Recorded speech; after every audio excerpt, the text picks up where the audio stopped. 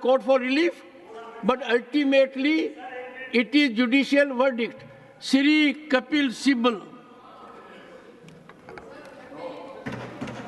Thank you, Mr. Chairman, I am sure, sir, you will for giving me this rise to the occasion of your stature.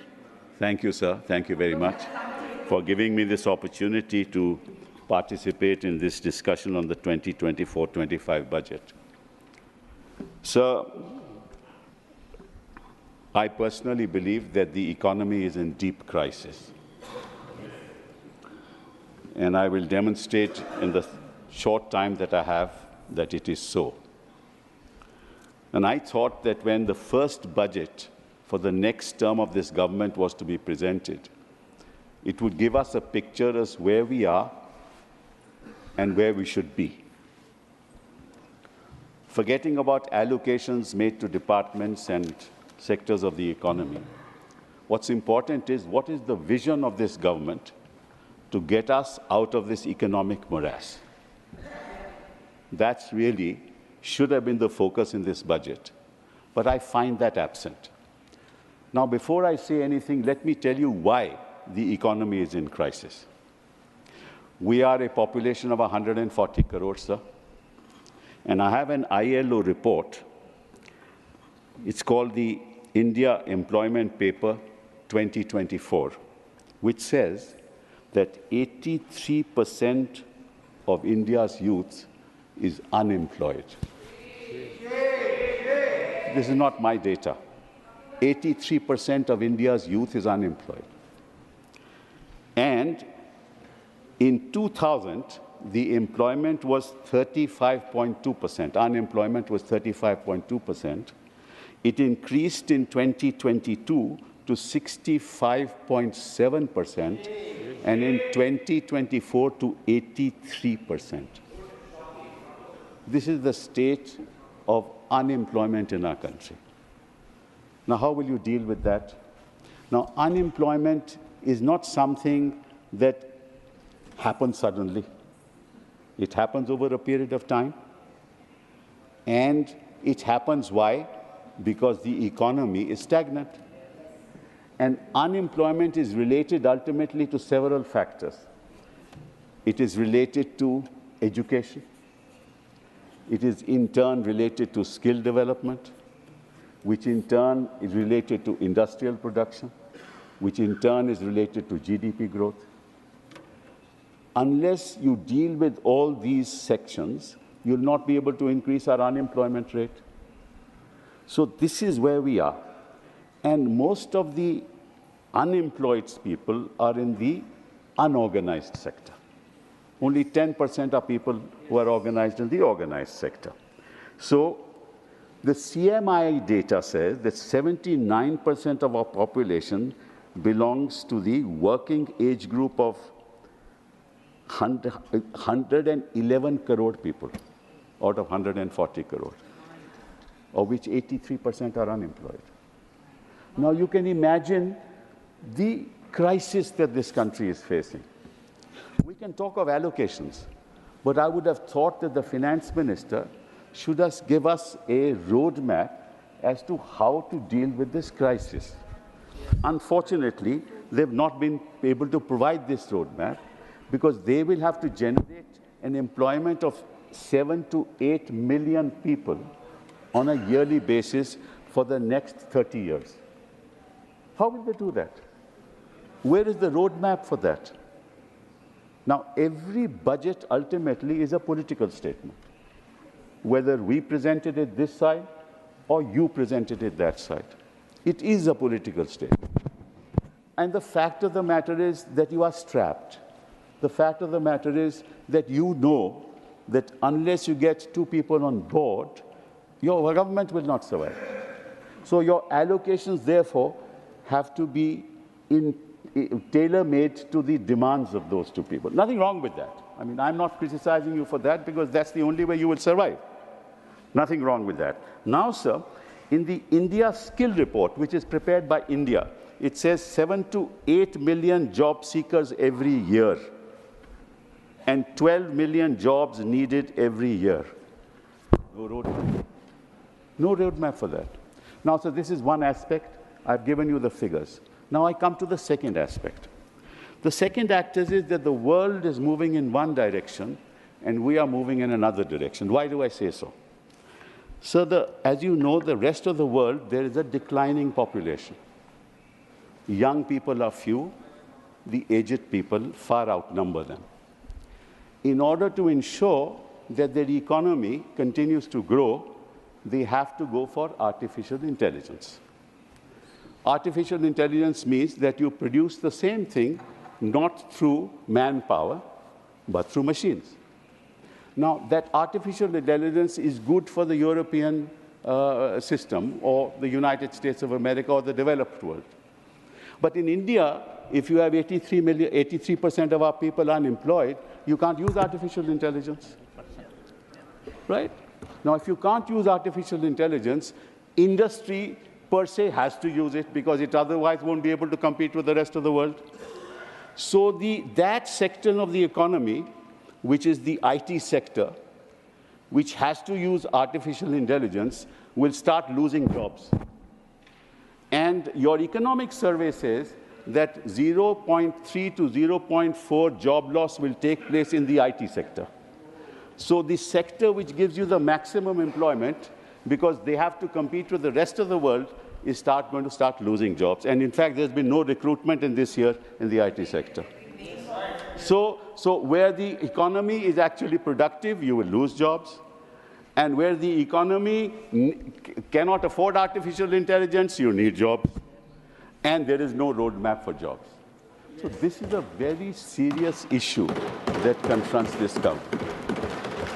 This is the second issue. And in fact, there is a report of the International Monetary Fund which says that 60% of all jobs in the developed world will be lost. And 40% of all jobs in the rest of the world will be lost. So if the 40% of the jobs in our part of the world are lost, where are people going to get jobs? Where are they going to earn? Who is addressing this issue, sir? This country needs minds to look at issues, not at politics. You and I are together for the country, not for BJP or Congress or Samajwadi Party or some other party. The nation comes first, sir. And unless the youth of this country, and unless you empower the youth of this country, where will our nation go? Now let me come to the third issue, which is education.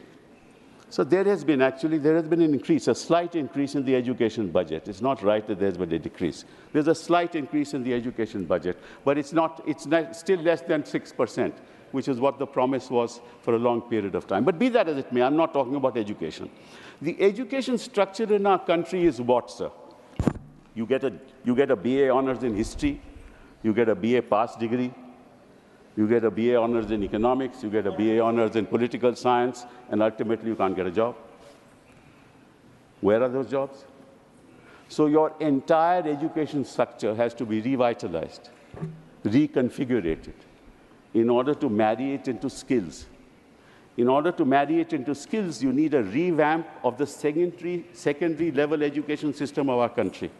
Because that's where your education system should talk about skills along with education, so that thereafter they get into the ITI system, that is the Institutes of Technology, and that in turn collaborates with industry. So industries, education, ITI to work together for absorption of young people into jobs in industry. That's the way you do it. Who is doing it, sir?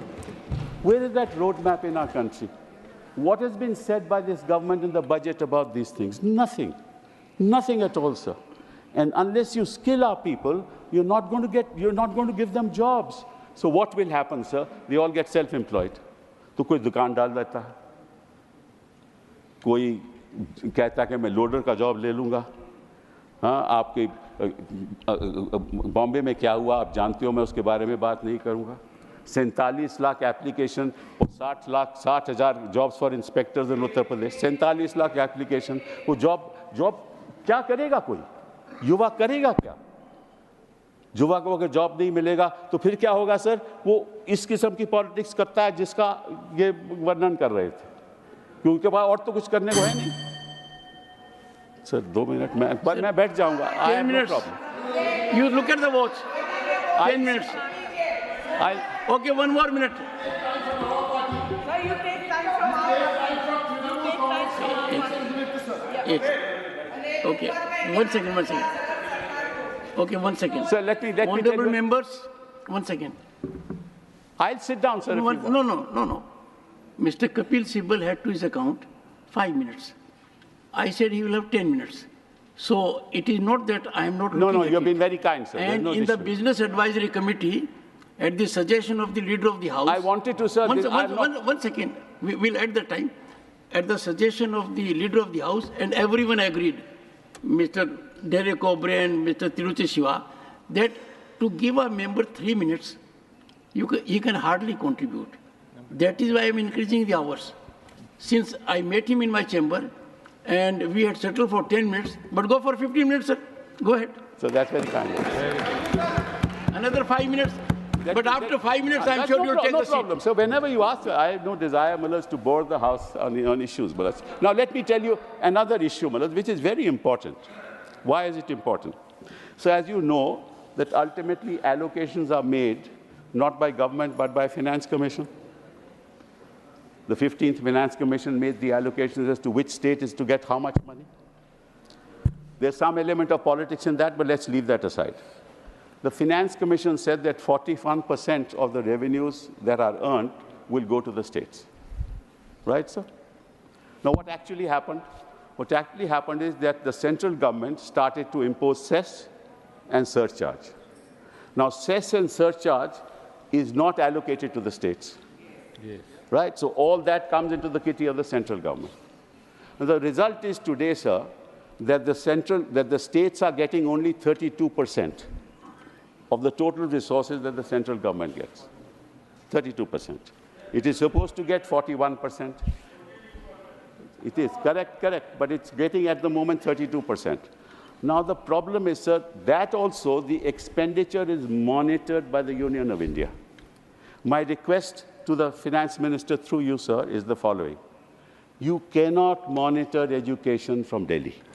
Yes. You cannot monitor healthcare from Delhi. Correct. It's not possible. India is such a vast country, and I have been Minister for HRD. I know how difficult it is to monitor. What is happening in Arunachal will not happen in Uttarakhand. What's happening in Uttarakhand will not happen in Maharashtra. You need a model for each state government as to how they want to take their children forward. For God's sake, give that money to the state government. Let them do what they like to do with education. Let them do what they like to do with health. That's the third point I want to make. And the last point I want to make is the following. Sir, no country has ever progressed unless it has invested in Africa. And in a country like Germany, other parts of the world, this is the kind of expenditure on R&D that is being done. India, it is $47.57 billion. Right, over a population of 140 crores. In Israel, it is $16 billion. In Japan, it is $172 billion. In US, it's $606 billion. In Germany, it's $131 billion. In China, it is $514 billion. Why is that, sir? The reason is all wealth is not created by industry. It is created in the university system. Through what? Through ideas. These ideas are translated into prototypes, and then angel investors come, invest in those prototypes. They then are translated into goods and services, and those goods and services ultimately sell. Now, if you do not invest in R&D, either in agriculture, and that is the biggest bane of our country, that you are talking about 2 lakh crore for the agricultural community, but no real expenditure on R&D in agriculture. If you spend 100 crores in agriculture, your return will be 1,000 crores. Therefore, all wealth is created in the university system, both in the United States and in China. And here you are controlling universities. Please allow the education system to be free. Do not interfere in the education system of our country. Do not interfere. And once you give enough resources to the university system, they will produce wealth in themselves. And that's how employment will be generated. And there are several agricultural economists in this country who have been saying this. Invest in R&D in agriculture, including some of the people who have written newspaper articles recently. And what you have done in agriculture today, you have increased it by 5%, the budget by 5%. That's going to give you nothing, sir. So please free your mind from control. You want to control the politics of this country. You want to control the economy of this country. It can't happen from New Delhi. Give us freedom, give the states freedom, give our citizens freedom, give our women freedom, give our youth freedom. It's only then that India will rise and we will become a Viksit Bharat. Thank you very much. Shri G.K. Vasan.